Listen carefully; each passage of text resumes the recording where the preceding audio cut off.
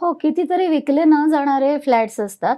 की आता माझी एक क्लायंट यूएसची आहे. हं. ती 1 महिन्यासाठी इंडियाच्या व्हिजिटवर आली होती, कारण तिची आई आणि मावशी पुण्यात असते. त्या दोघीच राहतात. आजी-आजीच आहेत त्या दोघी. हं. आणि मुंबईला एक प्रॉपर्टी होती आणि ती ताबडतोब विकायची होती. तर ती विकण्याचं काम सुरू करता 15 दिवस गेले.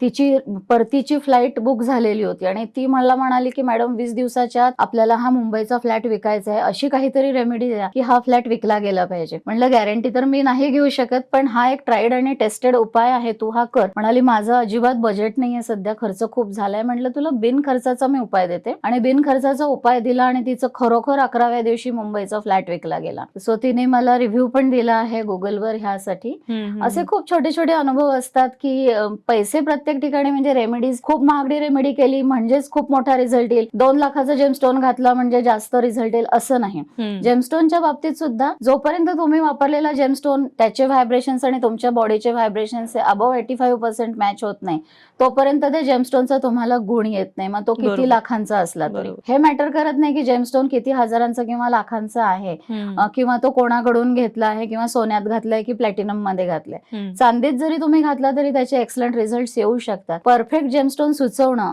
हे एक मोठं मॅथमॅटिकल कॅल्क्युलेशन आहे आणि ते ॲज पर न्यूमरोलॉजी मी 4 ते 5 फिल्टर्स अप्लाय करत असा एक शॉर्टलिस्ट करते, की तो लाभेल की नाही ही शंका मनात घ्यायचीच नाही. जो तुम्हाला 100% लाभतो आहे तोच मी रिकमेंड करते.